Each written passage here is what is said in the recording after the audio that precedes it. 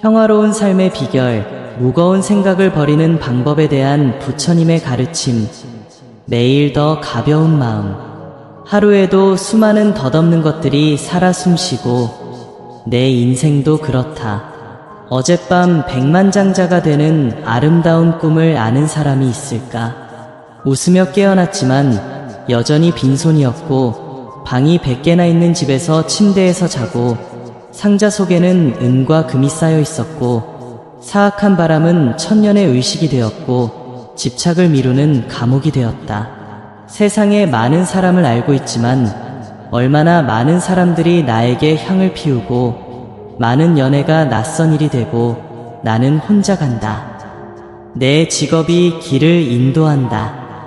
어느 날 아침의 무상함은 빗자루가 가을 낙엽을 쓸어가는 것과 같고 인간의 삶을 쓸어가는 것과 같습니다. 운이 좋다면 붙잡아야 할 때이거나 놓아줘야 할 때입니다. 많아야 100년 동안 인생이 시작되고 그 후에는 모두가 떠나야 합니다.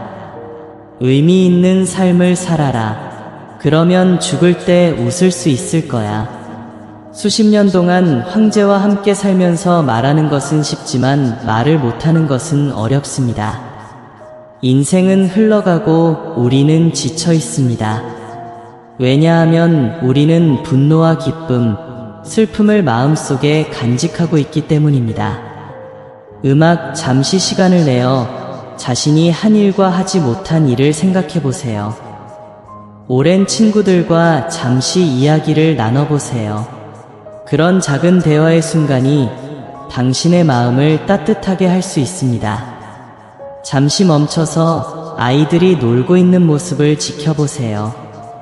그들은 무죄한가요? 우리 주변에서 삶이 변화하는 모습을 잠시 지켜보세요. 당신이 사랑하는 사람들에 대해 잠시 생각해보고 그들이 당신에게 얼마나 중요한지 깨달아 보세요. 우리 중 많은 사람은 사랑하는 사람이 영원히 세상을 떠난 후에야 그 사람의 소중함을 깨닫습니다. 시간은 다시 돌아오지 않는다는 사실에 대해 잠시 생각해보세요. 그리고 잠시 멈춰서 자신의 마음을 되돌아보는 것을 잊지 마세요. 때로는 꿈속에서 깨어나 진실과 환상을 깨닫게 됩니다. 때로는 마음을 여는 법을 알고 지금 이 순간의 행복에 푹 빠져 살아가세요. 이런 이야기가 있습니다. 옛날 옛적에 금으로 많은 재산을 소유한 부자가 있었습니다. 하지만 그를 괴롭히는 일은 그의 재산만큼이나 많았습니다. 그의 옆집에는 집을 지은 부부가 살고 있었습니다. 인생에서 가장 어려운 직업 3가지는 철공, 조선, 포크 제작이라는 속담이 있습니다. 하지만 집을 지은 이 부부는 매우 행복하게 살고 일했습니다. 매일 아침부터 저녁까지 그들의 노래와 웃음소리가 끊임없이 부자의 귀에 들렸습니다. 어느 날 부자의 아내가 남편에게 물었습니다. 우리는 돈이 많은데 옆집에 집을 짓는데 도움을 준 부부만큼 행복할 수 없는 이유가 뭔지 모르겠어요. 부자는 말했다. 내일은 그들이 더 이상 웃을 수 없게 만들어 버릴 거야. 늦은 밤 부자는 이웃집 마당에 큰 금괴를 던졌습니다. 다음 날 이웃들은 정말 조용했고 아무런 움직임도 없었습니다. 그들은 하늘에서 떨어진 용 금괴를 이용해 음모를 꾸미고 있었던 것으로 밝혀졌습니다. 두 사람은 자신들이 엄청난 돈을 벌었다고 느꼈습니다. 이렇게 지루하고 힘든 하위 제목을 만드는 작업은 더 이상 필요하지 않습니다.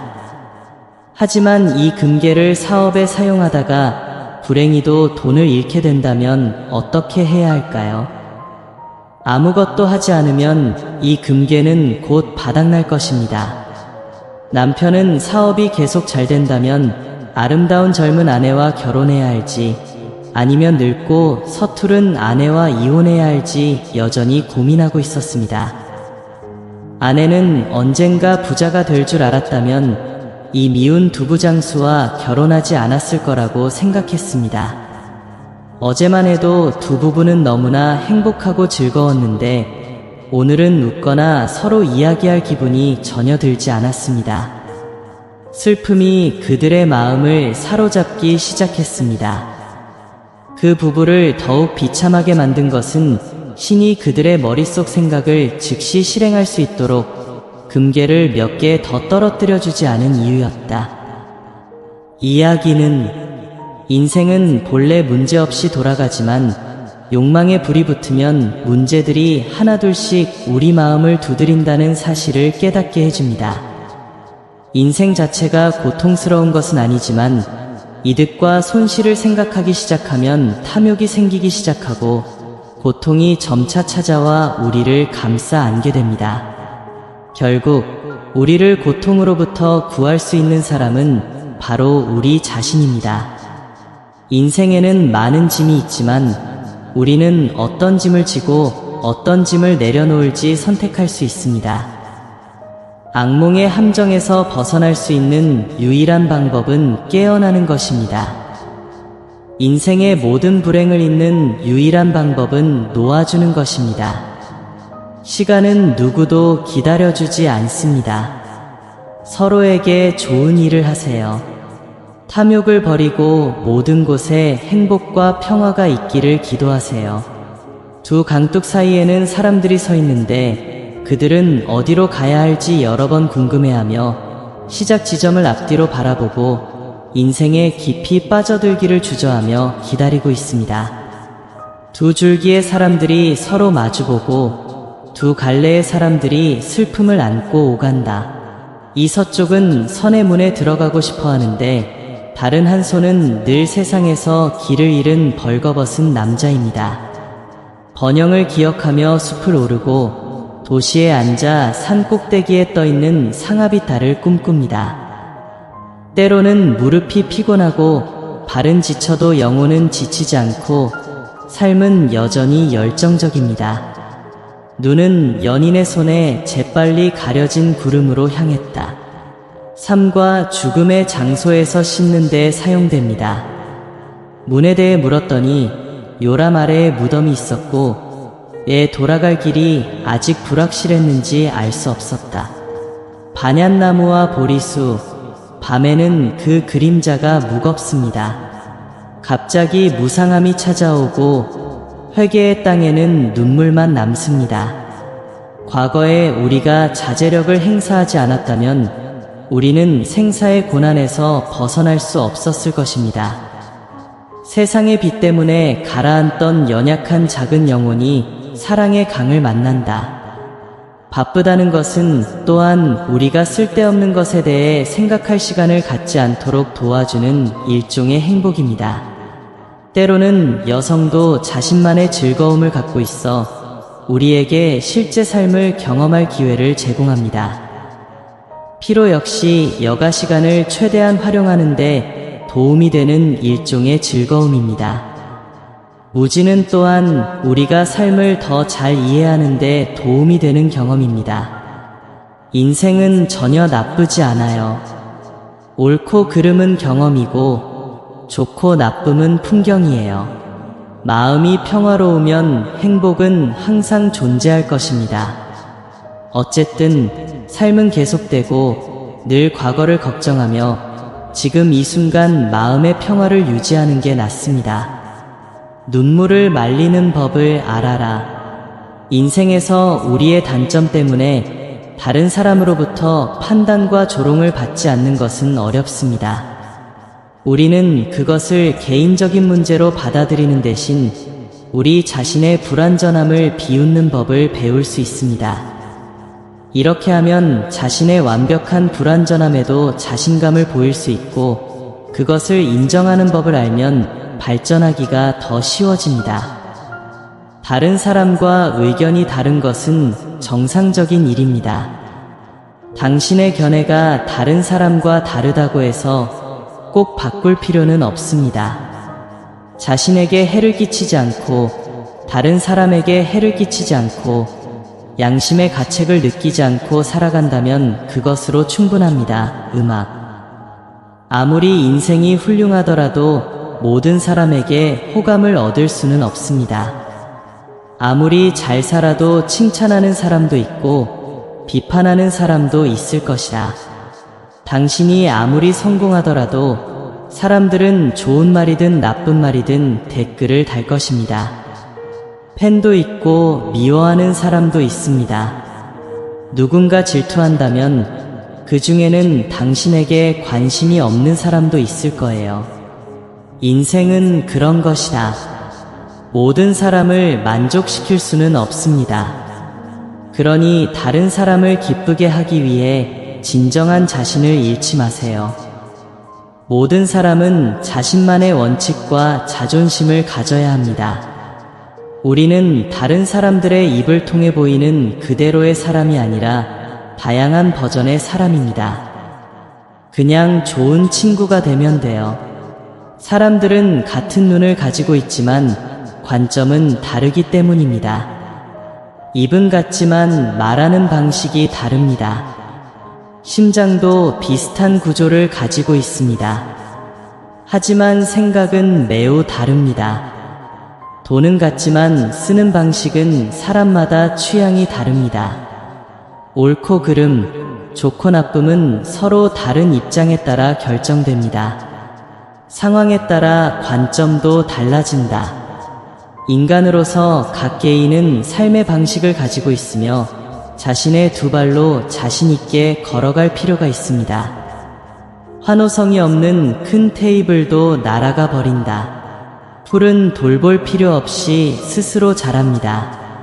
깊은 산속에 핀긴 꽃은 비록 아무도 좋아하지 않더라도 여전히 달콤한 향기를 풍긴다. 일은 모든 사람이 이해할 필요는 없고 온 마음만 쏟으면 됩니다. 당신은 사람으로서 모든 사람에게 사랑받을 필요는 없습니다. 그저 정직하고 관대한 사람이면 됩니다. 황은 수백 가지의 모양과 수천 가지의 스타일을 가지고 있지만 여전히 방해받지 않고 자신의 아름다움과 향기를 보여줄 수 있습니다. 모든 사람은 자신만의 삶의 스타일을 가지고 있습니다. 서로를 지지하고 서로를 깎아내리는 건 어떨까요? 자신이 가치 있다고 느낀다면 그것을 소중히 여기세요. 행복을 느낀다면 그것을 간직하세요. 당신을 행복하게 하는 사람은 가까이에 있고 당신을 만지는 사람은 사랑입니다. 인간으로 사는 것은 생각만큼 쉽지 않습니다. 물론 수천 명의 사람들의 마음을 움직이는 것, 사람들의 입을 움직이는 것은 쉬운 일이 아니다. 인간으로 사는 게 반드시 어려운 것은 아닙니다. 좋은 마음을 갖고 친절한 사람이 되어 자신의 길을 가면 됩니다. 인간의 삶은 실제로 그렇게 길지 않습니다. 내가 여기 있는 이상 좀 더 즐거운 시간을 보내는 게 어떨까? 인생에는 항상 우리의 뜻대로 좋은 일이 일어나지 않는 경우가 많습니다. 당신이 불행하기 때문에 내일 태양이 뜨지 않습니다. 당신의 원망 때문에 달빛이 밤에 조용히 있지는 않습니다. 눈을 가린다고 해서 세상이 어둠의 그물로 변하는 것은 아닙니다. 다른 사람을 눈멀게 한다고 해서 그 빛이 당신에게도 찾아올 것이라는 보장은 없습니다. 세상에는 날카롭지 못한 와인망치가 있을 뿐 베어버리지 못할 풀과 나무는 없습니다. 사람들이 방법을 생각해내지 않는 한 할 수 없는 일은 아무것도 없습니다. 당신이 원한다면 당신은 방법을 찾을 수 있을 것이다. 그렇지 않으면 그들은 변명을 찾을 것이다. 인생은 뜨겁거나 차가운 국물 한 잔과 같습니다. 마시기에 적당한 온도만 있으면 됩니다. 단맛이든 쓴맛이든 입맛에 맞으면 맛있는 것입니다. 멜로디는 빠르든 느리든 귀에 잘 맞으면 좋습니다. 봄, 여름, 가을, 겨울, 사계절 모두 기분에 따라 선택하면 됩니다. 자신에게 적합한 것은 오직 행복뿐입니다. 모든 사람의 인생에는 두 가지 길이 있습니다. 첫째, 마음을 이용하여 경험하는 것을 꿈이라고 합니다. 둘째, 발로 걷는 것을 덕행이라 한다. 마음이 적절한 시간 안에 인식하지 못하면 현실은 사라질 것입니다. 발이 너무 느리게 움직이면 꿈은 날아가 버릴 것이다. 이 세상에는 당신이 사랑하는 사람이 다른 사람에게 마음을 두고 있으면서도 여전히 어리석게 유혹하고 있다는 것을 아는 것보다 더 짜증나는 일이 없습니다. 만남과 이별에는 모두 운명이 있습니다. 그 운명을 따르면 평화를 누릴 수 있을 것입니다. 가장 좋은 것이죠. 누군가가 우리 곁에 있을 때 우리가 그 사람을 평화롭게 만들 수 있다면 그것만으로도 큰 성공입니다. 젊을 때 행복은 매우 단순하지만 자라서 단순하게 살 수 있게 되면 그것이 바로 행복입니다. 여기서 인생을 낭비하지 않으려면 하고 싶은 일을 하고 싶은 것을 사랑하세요. 인생에서 사람들은 너무 큰 기대 때문에 실망하고 꿈이 너무 멀어서 산산이 조각나기도 합니다. 표현할 수 있는 것이 너무 많아요. 어떤 사람들은 꽃을 피우지 않기 때문에 잊을 수 없고 어떤 사람들은 기억에 남지 않기 때문에 잊어야 한다. 눈을 너무 믿지 마세요. 때로는 보이는 것이 원하는 것이기도 하니까요. 그리고 당신이 싫어하는 것들은 무시되었습니다. 사실 오해받는 사람은 아무런 손실도 없습니다. 다른 사람을 잘못 판단하는 사람이야말로 기회를 놓치는 사람이다. 우리는 모두 우리가 삶의 주인이라고 생각하지만 삶에는 많은 협력이 필요하다는 사실을 잊고 있습니다. 단기적인 이익을 위해 장기적인 미래를 잃지 마세요. 다른 사람의 희생을 통해 얻은 것은 결코 지속 가능하지 않다는 것을 기억하세요. 인생은 짧고 산을 후회할 시간은 없습니다. 단 1분이라도 당신을 화나게 하는 사람이나 사물에 대해 너무 걱정하지 마세요. 아직 최종 결과가 나오지 않았다면 미소 지으며 계속 진행하세요. 가까운 사람을 만나면 그 사람에게 따뜻함을 전하는 것을 잊지 마세요. 폭풍우 치는 인생, 낙관적인 태도를 가지세요. 만약 당신이 삶을 사랑하는 법을 알고 모든 것을 능숙하게 조화시킨다면 점차적으로 기쁨과 행복이 멀리 그리고 널리 퍼질 것입니다. 인생은 경주가 아니라 여행이다. 경주는 결승선에 관한 것이고 여정은 풍경에 관한 것입니다. 기분이 좋으면 풍경이 더 아름다워질 거예요. 오늘이 아무리 힘들어도 어제는 돌아올 수 없고 내일은 반드시 올 거라고 믿어요. 사랑하는 친구들이여, 인생은 짧습니다. 모든 사람은 자신이 원하는 삶을 살기 위해 열심히 노력해야 합니다. 부처님의 가르침을 듣고 항상 고귀한 사람들의 도움을 받아 우리가 바라는 대로 행복을 누리도록 노력합시다. 첫 번째는 탐욕 없이 사는 것입니다. 탐욕 없이 사는 것 역시 부처님께서 가르치신 행복한 삶에 대한 가르침 중 하나입니다. 우리와 함께 있는 모든 사람들은 언제든지 우리 곁을 떠날 수 있다는 사실을 항상 명심하세요. 우리는 우리 자신에게만 의지하고 탐욕스러워지며 다른 사람들이 항상 우리를 도와줄 것이라고 기대할 수밖에 없습니다. 사람들이 당신에게 아무리 친절하더라도 시간이 지나면서 모든 것이 변할 수 있습니다. 부모님조차도 우리를 무조건적으로 사랑하시지만 영원히 우리 곁에 머물러서 보호해 줄 수는 없습니다. 유한한 운명에 관한 이야기는 길이가 다릅니다. 각 사람의 삶에 가장 큰 은인은 바로 자기 자신이다. 다른 사람의 도움에 의지하기에는 너무 탐욕스럽다. 어려움에 처했을 때마다 스스로의 노력 없이 고귀한 사람이 나타나기를 기다린다면 결국 무력감과 좌절에 빠지게 될 것입니다. 두 번째는 정직하게 살고 모든 사람을 사랑하는 것입니다. 모든 사람은 이기적인 면을 가지고 있습니다. 하지만 인간도 생각하는 종입니다.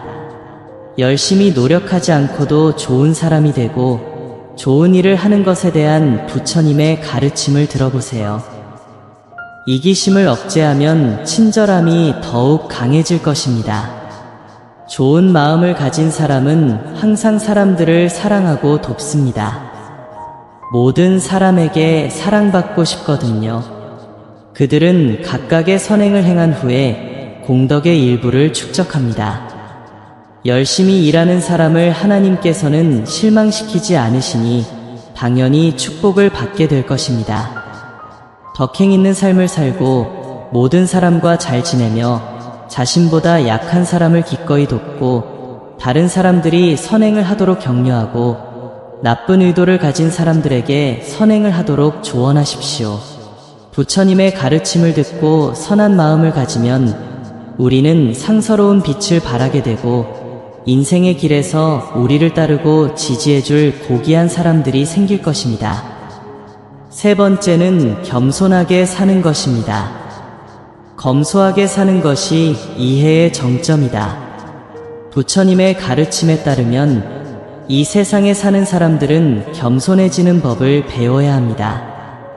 그것은 모든 사람이 길러야 할 미덕입니다. 우리가 아무리 고귀하고 강력하더라도 주변 사람들을 얕잡아 본다면 우리 자신에게 고통을 가져다 주게 됩니다. 점차적으로 머리 위의 후광도 사라질 것입니다. 하지만 겸손하게 듣는 법을 배우면 부자이든 가난하든 당신의 삶은 점점 더 영광스러워질 것입니다. 귀족도 거기 출신이다. 네 번째는 감사하는 마음으로 사는 것입니다.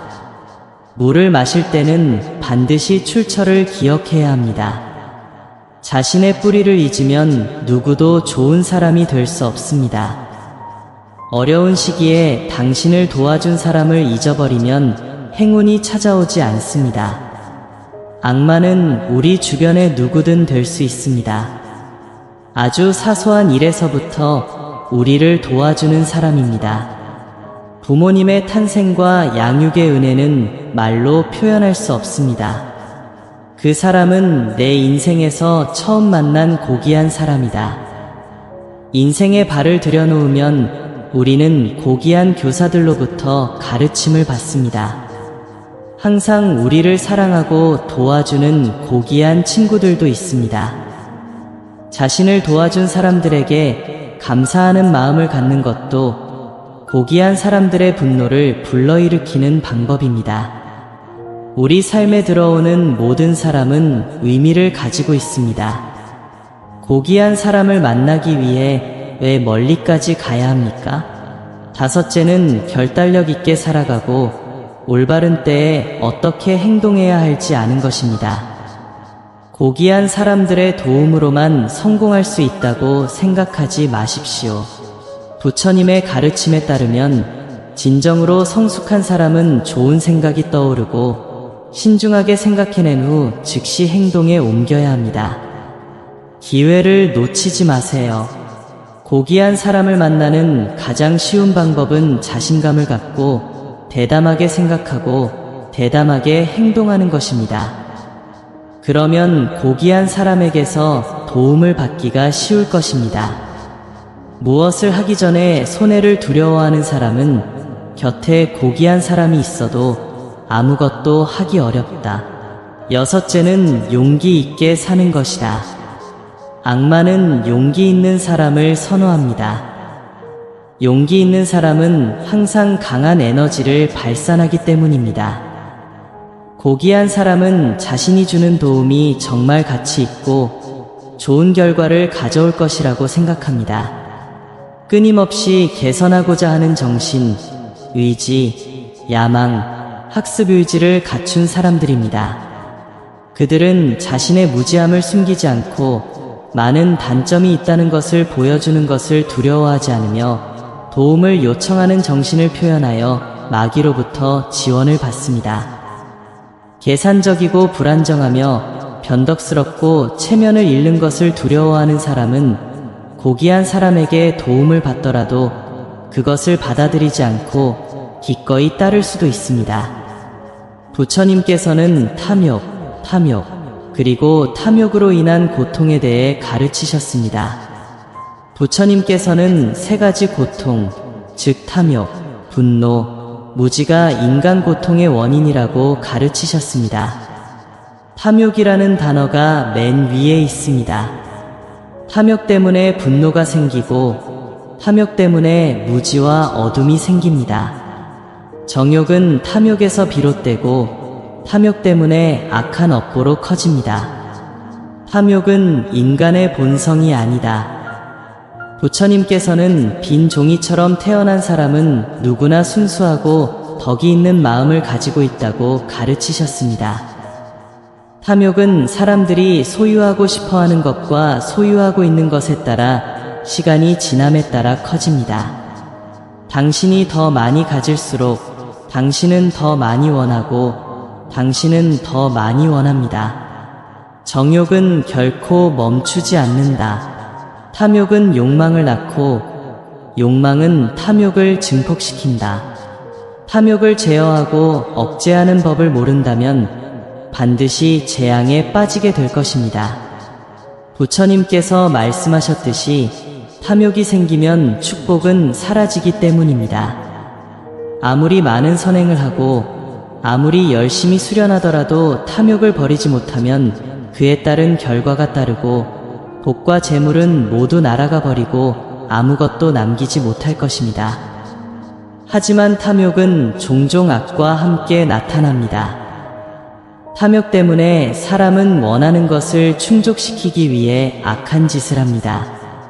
끝없는 탐욕을 채우기 위해 악행을 저지른다. 옛사람들은 말했습니다.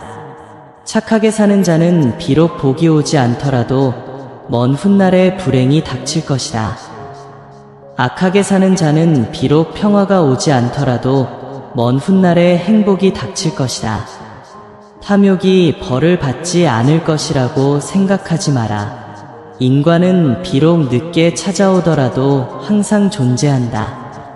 이 세상에 사는 사람들은 업의 굴레에 얽매여 있으며 아무도 그것을 피할 수 없고 바꿀 수 없다. 그러므로 부처님께서는 탐욕을 버리고 마음을 닫고 신앙을 키우는 것이 덕과 선행을 쌓는 첫 번째 방법이라고 가르치셨습니다. 선함을 원한다면 먼저 탐욕을 멈춰야 합니다. 행복을 원한다면 먼저 충분히 알아야 합니다. 탐욕도 없고 망상도 없다면 행복은 그 순간에 옳고 덕은 그 순간에 옳습니다. 아무것도 요구하지 않고도 성취하는 것은 큰 지혜입니다. 인생은 무한하지만 인간의 인생은 유한합니다. 이 세상의 모든 것이 무한한 것처럼 인간의 능력도 유한합니다. 자신의 것이 될 수 없는 것에 집착하는 것, 도달할 수 없는 것에 집착하는 것은 일종의 고통이며 일종의 자기 고문입니다. 탐욕을 버리고 평화로운 삶을 살아라. 탐욕이 해독제다. 부처님께서는 사람들이 죽을 때까지 알 수 없는 세 가지 사실을 지적하셨는데 이는 모든 사람을 매우 놀라게 했습니다. 사람들은 분노 때문에 피곤해진다. 탐욕스럽고 화가 많을수록 더 피곤해진다. 그러니 이 세상을 떠나기 전에 여러분은 이 세 가지를 배워야 합니다. 다음 이야기를 읽어봅시다. 멀리 떨어진 빌라에 사는 억만장자가 있었는데 어느 날 그는 심각한 병에 걸렸습니다. 그는 갑자기 모든 명예, 돈, 물질적인 것들이 실제로는 연기처럼 덧없다는 것을 깨달았습니다. 그는 더 이상 오래 살 수 없을 것이라는 두려움을 갖고 유명한 의사에게 조언을 구했습니다. 의사는 그의 맥박을 잰 후 다른 약으로는 병을 고칠 수 없습니다. 제가 3가지 처방을 해드리겠습니다. 그 처방을 따르세요. 첫 번째 처방을 마치면 다음 처방을 받으세요. 라고 말했습니다. 그 억만장자는 희망으로 가득 찬 마음으로 집으로 돌아왔습니다. 그는 첫 번째 주문서를 꺼내서 해변으로 가서 30분 정도 누워 있으세요. 라고 적혀 있었습니다. 이것을 21일 동안 계속해서 실천하세요. 그는 혼란스러웠지만 해변에 가기로 결심했습니다. 그는 돌아다니다가 모래 위에 누웠다. 갑자기 가벼움과 편안함이 그의 몸을 감싸는 느낌이 들었습니다. 그는 바쁜 업무로 인해 쉴 기회가 없었습니다. 이제 그는 개들의 휘파람 소리, 파도의 속삭임, 그리고 말도 안 되는 소리를 외치는 갈매기의 맑은 울음소리를 들으며 마음을 진정시킬 수 있게 되었습니다. 그의 가슴이 갑자기 설레기 시작했다. 그는 지금처럼 편안함을 느껴본 적이 없었다. 22일째 되는 날, 그는 두 번째 처방전을 펼쳤는데 내용은 다음과 같았습니다. 물고기나 새우 5마리를 찾아 바다에 놓아주세요. 이런 일이 21일 동안 계속되었습니다. 그의 마음은 걱정으로 가득했지만 그는 자갈을 가져다가 새우와 물고기를 사서 바다에 풀어주었습니다. 작은 동물들이 바다로 돌아가는 모습을 보며 그는 감정을 억누를 수 없었습니다. 43일째 되는 날, 그는 3번째 처방전을 읽고 나뭇가지를 찾아 모래 위에 불만스러운 것들을 적었습니다. 하지만 아내가 글을 다 쓰고 나자 조수가 모든 것을 다시 바다로 휩쓸어 갔습니다. 그는 다시 살인을 저지르고 끌려갔고 다시 살인을 저지르고 끌려갔어요. 그러면 죽이고 빼앗아 가세요. 그는 갑자기 모든 것을 이해하게 되어 눈물을 흘렸다. 그가 집에 돌아왔을 때 그는 온몸이 가벼워진 것을 느꼈고 그의 마음은 그 어느 때보다 편안하고 안정되었으며 더 이상 죽음을 두려워하지 않았습니다. 어떤 사람들은 이에 3가지 것만 배워도 된다는 것이 밝혀졌습니다. 그러면 행복할 것이다. 첫째는 휴식이고 둘째는 주는 것이고 셋째는 놓아주는 것입니다. 사람은 쉬는 법을 알아야 한다. 불교에서는 이 사회에 2가지 유형의 사람이 있다고 믿습니다.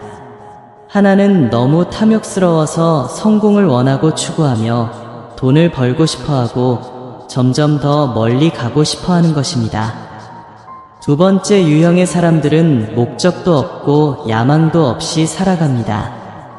하지만 우리는 어떤 사람들은 별로 가진 것이 없어도 만족감을 느끼는 반면 어떤 사람들은 충분히 알고 행복감을 느낀다는 것을 알아야 합니다. 이들은 서로 다른 2 유형의 사람들입니다. 조금만 가져도 만족을 느끼는 사람은 조금만 필요해도 만족을 느끼는 사람이다. 만족스러운 사람은 많이 가졌을 때 행복감을 느끼고 적게 가졌을 때 충분함을 느낀다. 많을수록 좋고 적어도 괜찮습니다. 그들은 자신이 고통을 느끼도록 두지 않고 다른 사람에게 해를 끼치지 않습니다. 즉, 충분히 알면 행복하고 만족감을 느낄 것입니다.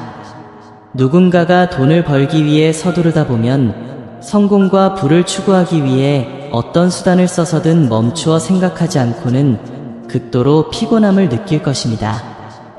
먼 지평선을 쫓는 것은 우리를 매우 비참하게 만들고 매우 스트레스를 받게 만듭니다. 왜냐하면 우리가 그것을 가지고 있을 때 그것을 잃을까봐 두려워하기 때문입니다. 잃어버린 후에는 되찾고 싶어 합니다. 이는 다른 사람의 주머니에 있는 돈이 모두 자신의 것이기를 바라는 도박과 거의 같습니다. 졌지만 이기고 싶어하고 이긴 후에도 다시 이기고 싶어하며 결코 만족하지 않는다. 똑똑한 사람은 무엇을 해야 하는지, 어떻게 휴식을 취해야 하는지 아는 사람입니다. 오직 그럴 때에만 당신은 삶의 균형을 이루고 평화를 누릴 수 있습니다. 동시에 사람들은 주는 법도 알아야 합니다. 이 세상에서 우리가 사랑으로 주는 것은 진정한 주는 것이며 여러 형태의 교환이나 거래가 아닙니다. 하지만 우리가 물질적 가치를 베풀어 다른 사람을 돕거나 다른 사람의 어려움을 함께 나누는 법을 안다면 이것이 우리가 기쁨과 행복을 얻는 데 도움이 되는 길입니다. 우리 안에는 계산이라는 것이 없기 때문이다. 우리가 아무런 조건이나 기대 없이 베풀 때 우리는 무한한 연민을 키우는 것입니다. 우리가 계산 없이 베풀 때 그 베풀은 고귀한 것이며 우리는 평화와 행복을 얻게 될 것입니다. 또 다른 것은 놓아주는 법을 배우는 것입니다. 사람들이 현재의 삶에서 버리는 법을 안다면 명예와 재산을 버리는 법을 알고 증오와 원망을 버리는 법을 알고 동시에 이기적인 추구와 계산을 버리는 법을 알고 일상생활 속의 탐욕, 분노, 망상을 버리는 법을 안다면 그들은 기쁨과 마음의 평화를 찾을 것입니다. 우리가 어떻게 놓아주는지 알 때 우리의 마음은 탐욕, 분노, 무지, 오만, 의심, 사악한 견해의 유혹을 극복할 만큼 맑아지고 그러면 우리 주변의 기쁨을 보게 될 것입니다.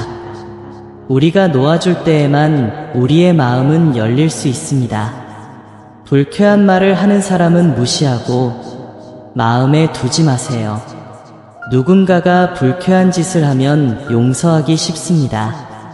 하지만 분노나 슬픔이 있다면 그것은 몇 분이나 몇 시간, 길어도 밤새도록 지속될 뿐이므로 평화로운 삶을 위해 모든 것을 잊어버리세요. 탐욕은 독이고 정욕은 양날의 검이다. 안정적인 삶을 살면서도 편안함을 추구하고 싶어 한다. 편안한 삶을 살다가 먼 미래의 물질적인 것들을 누리고 싶어 합니다. 욕망의 끝이 없다면 사람들은 결코 만족을 느끼지 못할 것이고 결코 만족을 느끼지 못할 것이며 결코 기쁨을 찾지 못할 것입니다. 자신이 가진 것에 감사하세요. 당신은 세상에서 가장 부유한 사람이 될 것입니다. 평생 열심히 일해서 은퇴 연령에 도달했을 때 그것은 당신이 국가와 가족 그리고 나 자신에 대한 의무를 다했다는 것을 의미한다는 것을 알아야 합니다. 이제 모든 것을 내려놓고 부처님의 이름을 외우고 공덕을 쌓는 연습을 하여 자신에게 좋은 업을 쌓고 부처님께 돌아가야 할 때입니다. 만약 당신이 여전히 탐욕을 부리고 더 많은 돈을 벌기 위해 일한다면 당신은 이 세상에서 모든 축복을 다 먹어치웠다는 뜻이고 다음 세상에서는 당신은 세상에서 가장 가난한 사람이 될 것입니다. 그리고 중요한 것은 공기가 죽어서 모든 것이 사라지고 아무것도 운반할 수 없다는 것입니다. 하지만 카르마는 여전히 지불되어야 합니다. 그러면 놓지 말아야 할 이유는 무엇인가? 부처님께서는 탈출구가 없을 때 절망하지 말라고 가르치셨습니다. 아가마경에서 부처님께서는 마음을 정화하고 해방하기 위한 11가지 수행 방법을 알려주셨습니다. 첫째, 스스로 훌륭한 지식인이 되십시오. 좋은 친구와 현명한 사람들과 가까워서 좋은 것과 올바른 이유를 배울 수 있습니다. 옛날 사람들은 잉크가 가까이 있으면 검게 변하고 빛이 가까이 있으면 밝게 변한다고 했습니다. 참으로 악한 사람과 가까이 있으면 사람의 마음도 사악해진다. 예를 들어 나는 온화한 성격이지만 공격적이고 무례한 친구들과 어울립니다. 가끔 그들이 말할 때 큰 소리로 욕을 하고 내 머리 위로 말을 늘어놓기도 합니다. 계속해서 주저하고 지는 것 같은 기분이 들면 후회를 욕해야지. 그 순간 나는 너무 사나웠다. 더욱이 악한 사람과 가까워지면 그들의 사나운 본성이 우리를 고통스럽게 하고 죄악의 타락의 길로 인도합니다. 가장 높은 지혜를 가진 사람을 제외하고는 악한 사람과 가까이 지내는 것은 더럽혀지지 않을 것이다. 좋은 사람들과 가까이 지내고 좋은 것을 배우고 그들의 따뜻한 친절에 의지하면 마음이 평화로워집니다. 둘째, 계율을 지키고 품위 있게 처신하며 뿌리를 지켜야 합니다. 아무리 작은 실수라도 보이면 끊임없이 두려워해야 합니다. 마음을 순수하게 하고 싶다면 가장 중요한 것은 계율을 지키는 것입니다. 인간 세상은 새롭게 태어났으므로 마음은 순수해야 합니다. 만약 당신이 계율을 지키지 않는다면 당신의 마음은 혼란스러워지고 결코 순수해질 수 없을 것입니다. 또한 6가지 감각이 6가지 감각 대상과 접촉할 때도 6가지 감각을 통제해야 합니다. 너무 걱정하지 마세요. 아무리 작은 실수라도 해서는 안 됩니다. 셋째, 아직 발생하지 않은 선을 발생시킵니다. 선한 것이 태어나면 그것을 자라게 한다. 악이 일어나지 않도록 하라. 악이 생겨났고 이를 제거해야 합니다. 작은 악행은 행하지 말고 작은 선행은 버리지 말라는 뜻입니다. 우리는 작은 악을 경멸하게 됩니다. 작은 악이 많으면 큰 악이 되고 작은 선이 많으면 큰 선이 되기 때문입니다. 넷째, 식탁에 모여서 쓸데없는 소리를 하거나 불법적인 활동에 대해 이야기하지 마십시오. 말할 때마다 법에 따라 말해야 하며 항상 칭찬하고 존경해야 하며 욕망을 적게 행하고 지혜를 가져야 합니다. 계율, 집중, 지혜, 해탈, 통찰력에 대해 이야기해 보세요. 사람들이 고통받는 이유는 소문 때문입니다. 대부분의 여성은 험담을 자주 한다. 이 사람은 좋고 저 사람은 나쁘고 이 사람은 불쌍하고 저 사람은 미움받는다. 현실에서 대화하는 것만으로는 부족하니 사찰에서 대화하자. 이 스님은 잘 수행하고 저 스님은 잘 수행하지 못한다.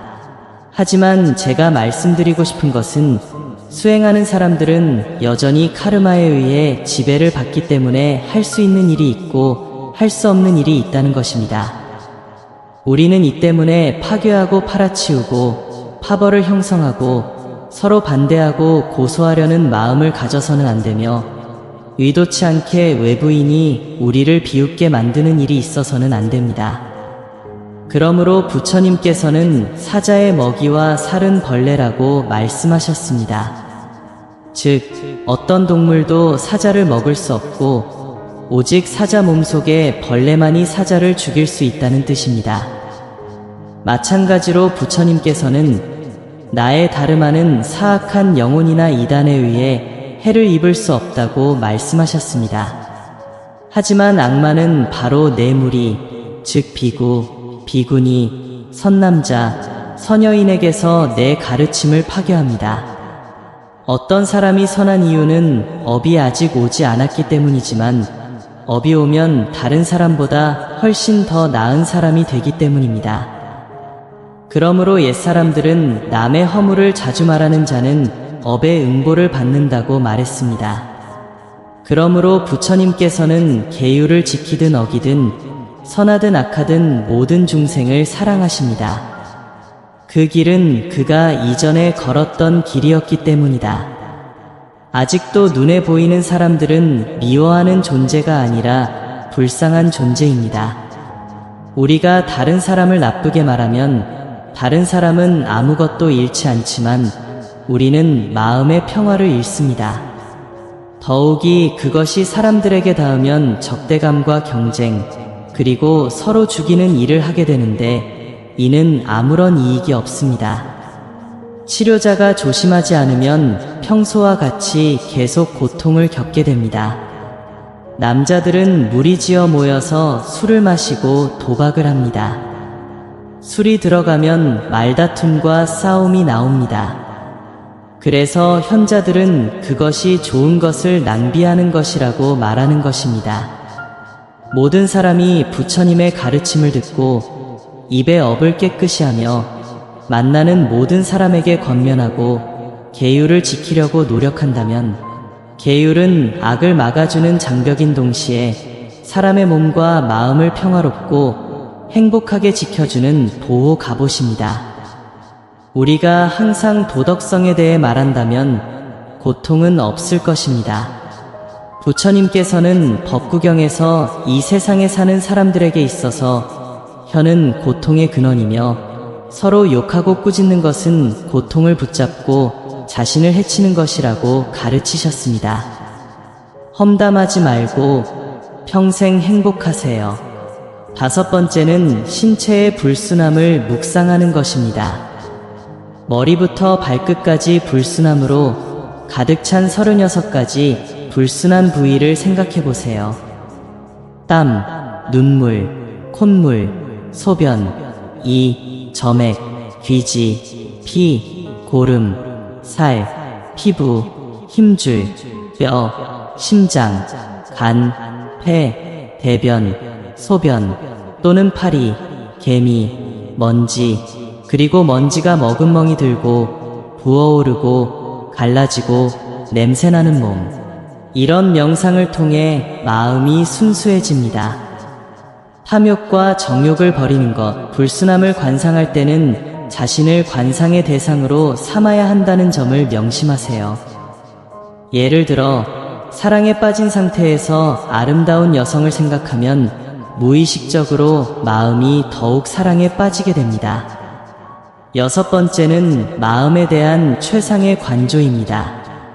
마음은 항상 태어나고 죽으며 무상하고 끊임없이 변화합니다.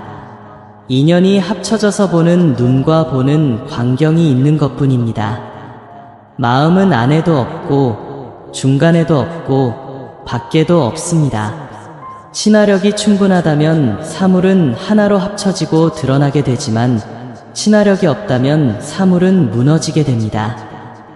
라이터에 불이 붙는 것은 가스, 돌, 불 등 여러 가지 원인이 합쳐져서인 것과 같습니다. 조건이 맞으면 불이 붙어 타버립니다. 조건이 없어지면 사라질 겁니다. 아무데나 있을 수는 없습니다. 마음은 똑같습니다. 일시적으로는 참마음이라고 부르고 거짓마음이라고도 부릅니다. 진정한 마음은 집착이나 집착 없이 모든 것을 보고 아는 것입니다. 여전히 보고, 알고, 듣고, 집착하는 것, 그것이 마음의 흐름입니다. 7번째는 무아의 묵상입니다. 명확하게 관찰하면 아무것도 실제하지 않는다는 것을 알 수 있습니다. 왜냐하면 모든 것이 무상함의 법칙에 지배되기 때문입니다. 이 몸조차도 주인이 없습니다. 나는 그것이 아프거나 죽는 것을 언제든지 막을 수 없습니다. 예를 들어 아픈 것은 고통으로 여겨지고 질병이 없는 것은 행복으로 여겨집니다. 사실 고통과 행복은 종종 덧없으며 그 본질은 전혀 없습니다. 부처님의 법조차도 마치 달을 가리키는 손가락이나 망상의 강을 건너는 배와 같은 수단일 뿐입니다. 부처님의 법은 약과 같아서 질병에 따라 약을 줍니다. 유정은 질병이 많기 때문에 불교는 다면적입니다.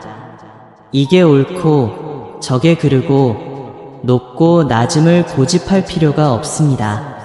8번째는 감정을 고통으로 여기는 것입니다. 더 오래 살수록 더 많은 고통을 겪게 됩니다. 무지로 인해 우리는 이 몸이 실제라고 착각하여 수백 가지, 수천 가지의 방법으로 감각적 쾌락에 빠지려고 계속 노력합니다.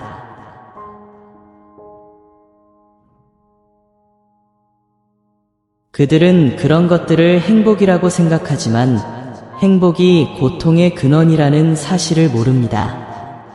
예를 들어 잘 먹고 아름다운 얼굴을 갖고 싶다면 열심히 일하고 정신을 바짝 차려야 합니다. 수단과 방법을 가리지 않고 어떤 악행이라도 저지를 수 있습니다. 그것이 당신을 부유하고 유명하게 만들어줄 수만 있다면요. 누가 고통을 받든 보물은 상자와 찬장에 가득 차 있습니다. 그는 많은 재물을 가지고 있었기 때문에 장피에 숨어있는 도둑들을 두려워했습니다. 마음이 원할 때까지는 그것을 행복이라고 여긴다. 하지만 그 기쁨 속에는 질투와 고통, 슬픔이 가득합니다.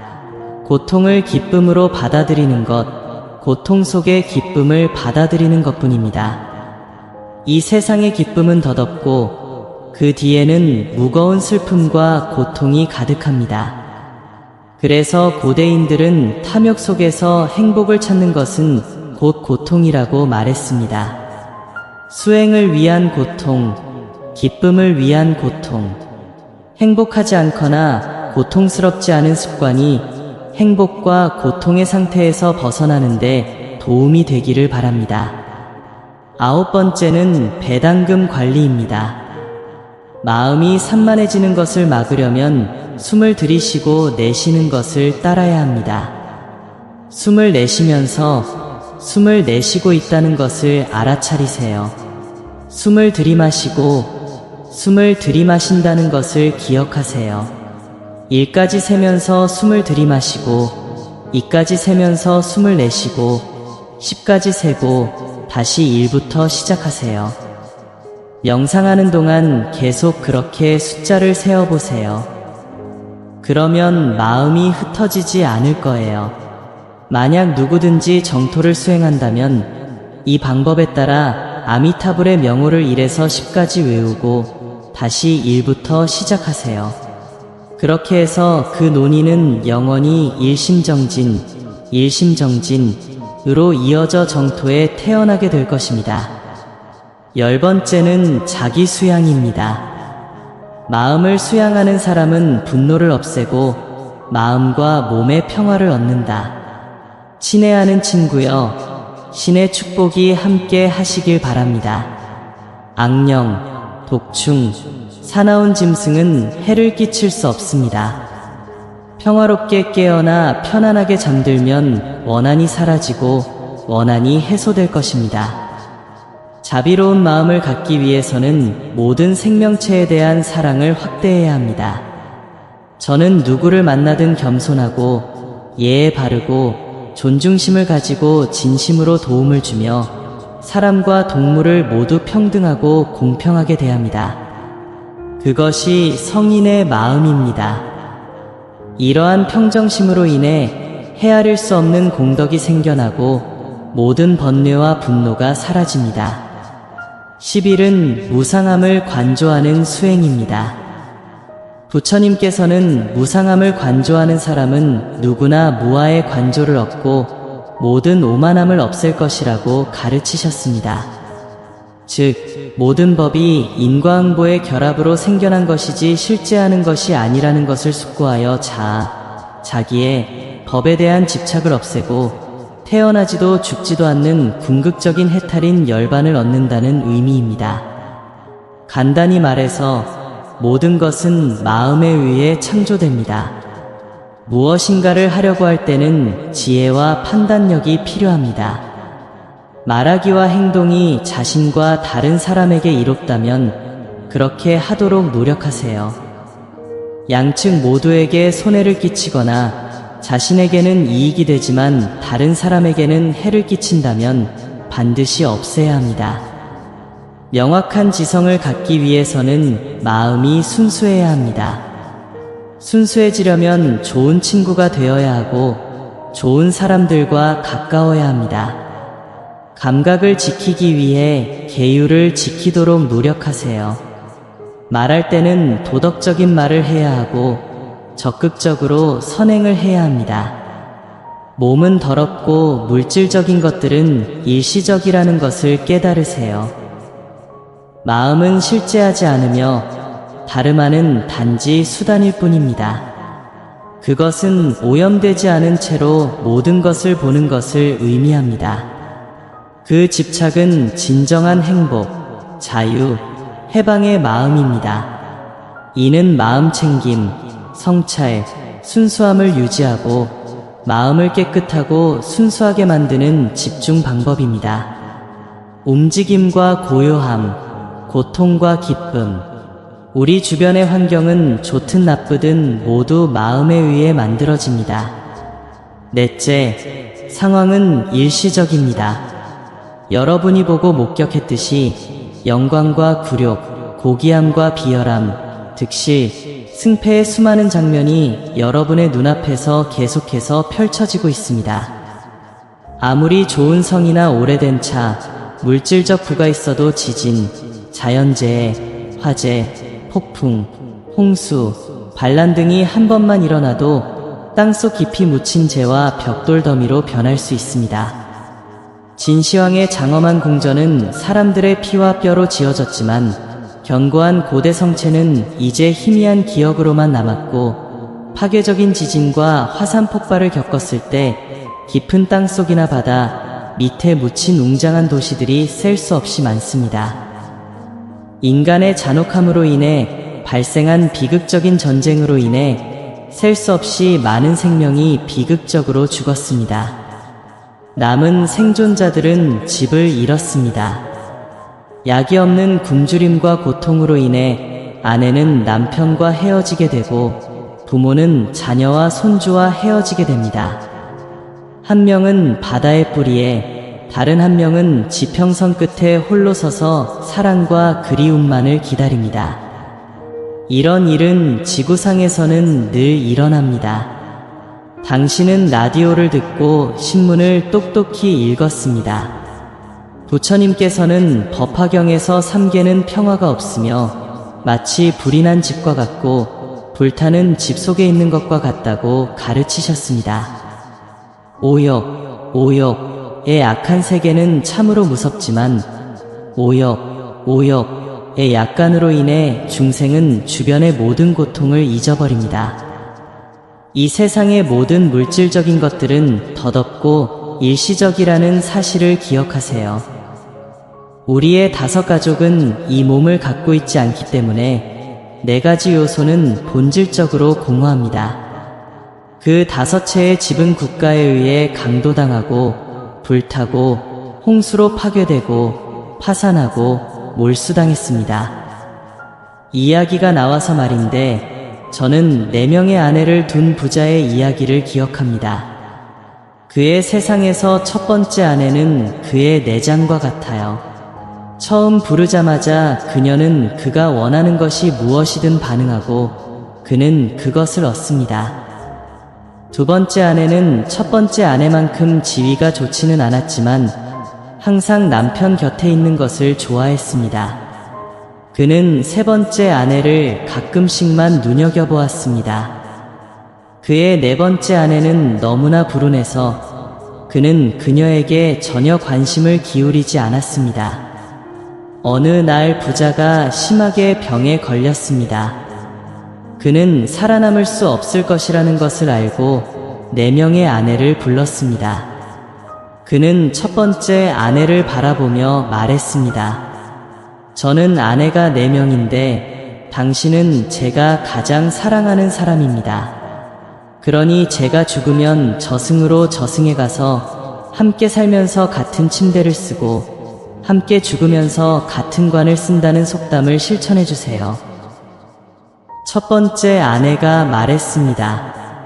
당신이 나를 매우 사랑한다는 것을 알지만 죽음은 삶과 죽음을 분리하는 것입니다. 말을 따라갈 수가 없어요. 그는 첫 번째 아내를 너무나 신뢰했기에 그녀가 그렇게 대답하리라고는 생각지 못했다. 노인은 슬픈 표정으로 두 번째 아내를 올려다보았다. 당신은 어때요? 두 번째 노파는 더 부정적인 대답을 했다. 나는 매일 언니를 너보다 더 사랑하지만 언니는 여전히 나를 따르기를 거부한다.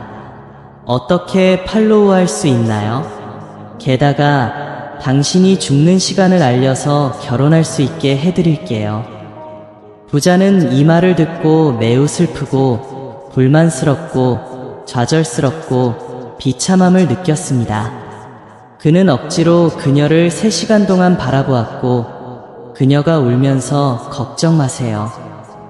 당신이 죽으면 제가 장례를 치르고 일주일 동안 당신을 위로해 드리겠습니다.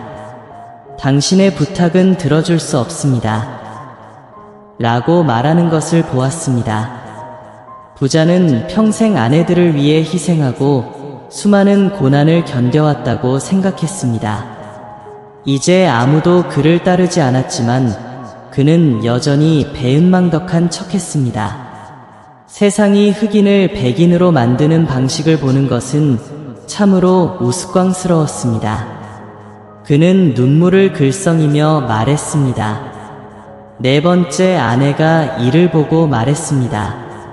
당신이 매일 나를 쳐다보지는 않더라도 나는 당신을 따라갈 의향이 있습니다. 당신이 가는 곳마다 나는 갈 것입니다.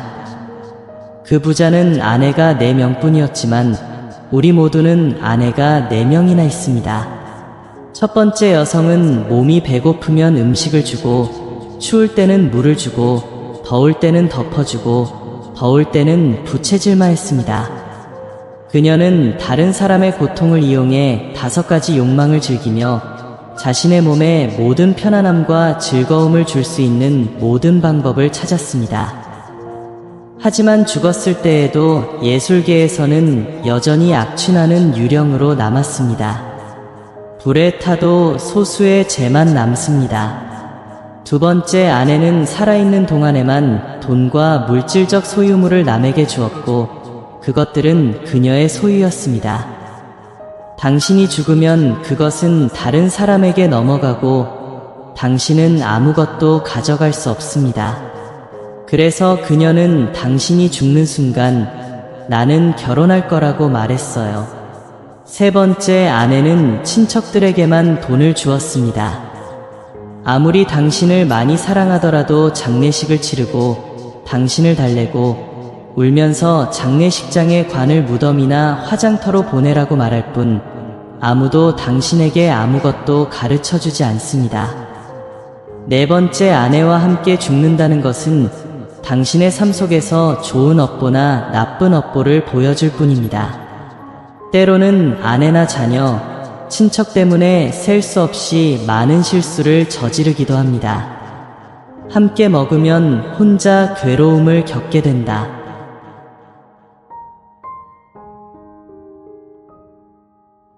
지장보살경에서는 또 한 사람은 자신의 죄를 스스로 져야 하며 누구도 자신을 대신할 수 없다고 가르칩니다.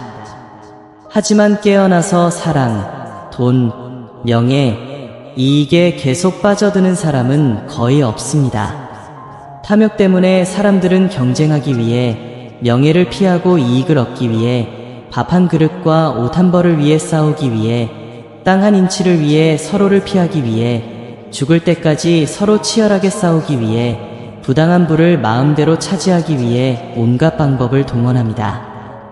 하지만 그들은 모든 사람이 죽을 것이라는 사실을 잊습니다. 때로는 있고 때로는 없는 경우도 있습니다. 오늘 당신의 것이 내일 다른 사람의 것이 될 수도 있습니다. 그러나 자신의 부를 이용해 공직을 사고팔고 거만하게 억압하고 착취하며 다른 사람들의 피와 땀과 눈물로 거만하게 사는 사람들이 있습니다. 좋은 생각입니다. 하지만 그들은 그런 상황에 빠지면 감옥에 가거나 사형을 당하거나 생계를 위해 외국으로 나가야 할 것이라고는 예상하지 못했습니다. 보살계경에서는 모든 중생은 여러 생을 거쳐온 부모의 친척이라고 가르칩니다. 그들은 죽은 뒤 6세계에 태어난다. 우리가 죽이거나 경쟁한다면 그것은 우리가 낯선 사람과 싸우는 것이 아니라 과거의 친척과 싸우는 것을 의미합니다. 불교의 효경은 과거의 친척을 기리기 위해 마른 이슬로 덮여 있습니다.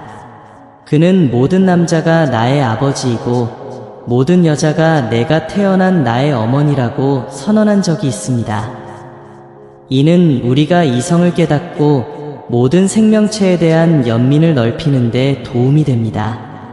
그렇지 않으면 나는 잔인하고 미친 사람이 되어서 과거의 친척을 죽이고 현재의 친척을 묵인하게 될 텐데 이는 참으로 죄악이고 무의미한 일입니다. 그것은 지능이 부족해서 생긴 실수입니다. 사람들은 끝없는 탐욕 때문에 부, 권력, 왕위, 아름다운 아내, 착한 자녀 등 원하는 모든 것을 원합니다. 만약 그들이 원하는 것을 찾기 위해 열심히 노력했지만 그것을 얻지 못하면 그들은 화가 나고 슬퍼집니다. 얻었더라도 잃었을 때는 더욱 비참하다. 사람들이 비참해지고 미치고 실망해서 죽을 지경이 되는 건 명성과 부, 사랑 때문입니다. 제가 보기엔 가끔 사람들이 동을 사찰에 가져와서 물어보면 깨진 사랑으로 죽었다고 말하는 경우가 있더군요. 세상에 사람이 없는 것 같아요. 왜 이렇게 가르치는 게 이렇게 형편없는 걸까요? 하지만 경전을 읽어보니 그들이 죽은 것은 그저 전생의 사람들을 고통스럽게 하고 비극적으로 죽게 했기 때문이라는 것을 알게 되었습니다. 그러면 자연스럽게 그들의 업보 때문에 그 사람과 함께 살지 않으면 죽을 것이고 아무도 그들을 대신할 수 없을 것이라고 생각하게 됩니다. 무슨 일이 일어나든 다시 돌아오기 마련이니까요. 실수가 아닙니다. 친구야, 슬퍼. 당신은 불충실하다고 생각하시나요? 그래서 고대의 미덕들은 섹스의 깊은 구덩이가 너무 중독성이 강해서 관을 죽음으로 몰고 간다고 한탄했습니다. 눈을 감고 두 손을 잡으세요. 돈을 가져다가 원숭이에게 보내세요. 오직 죄악과 덕만이 큰 소금의 붉은 문이 심판관에게 다가온다. 많은 축복, 많은 지옥의 광경, 많은 죄, 많은 비참한 날들. 그제서야 나는 공포를 깨달았습니다. 법화경에서는 부처님께서 사와티국에 계실 때 그 도시에 브라만계 노인이 살았는데 나이가 80세로 부유하고 재물도 많았지만 따르기 어려운 사람이었고 도덕에 대해 아무것도 모르며 온갖 불선한 일을 계속 저질렀고 무상에 대해 걱정하는 법을 몰랐으며 오직 아름다운 집을 짓고 온갖 것을 창조하는 법만 알고 있었다고 가르칩니다.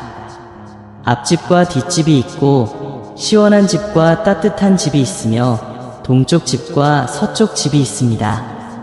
두 줄로 길게 늘어선 집이 12채 정도 있는데 앞집과 뒷집만 아직 연결되지 않았습니다. 그는 오르내릴 때마다 비와 햇볕을 자주 맞았기 때문에 직접 나가서 일꾼들을 지도했습니다. 그때 부처님께서는 법안으로 이 노인의 수명이 끝나기까지 며칠밖에 남지 않았음을 보셨습니다. 하지만 그는 아무것도 모르기 때문에 미래 세대에 아무런 이익도 주지 않고 자신의 에너지를 낭비할 뿐입니다. 얼마나 안타까운 일인가. 부처님과 아난다와 그의 제자들은 노인의 집으로 가서 기쁘게 노인에게 지금 하는 일로 피곤하지 않느냐고 물었습니다. 그리고 왜 지금 이 집을 지었을까요? 그는 이렇게 대답했습니다.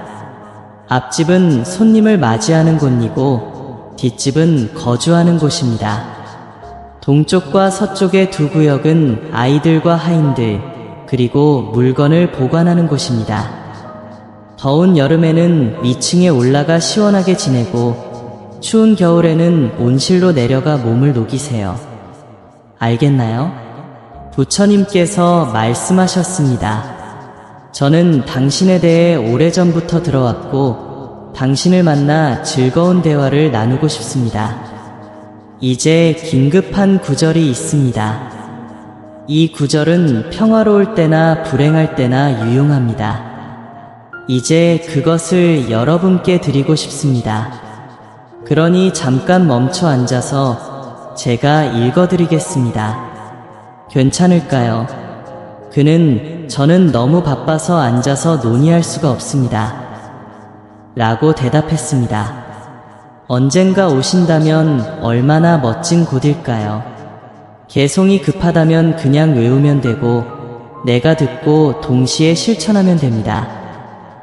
부처님은 낭송하는 사람에게 이렇게 말씀하셨습니다. 자녀가 있으면 더 많이 나을 것입니다. 사람들은 바쁘고 혼란스러워요.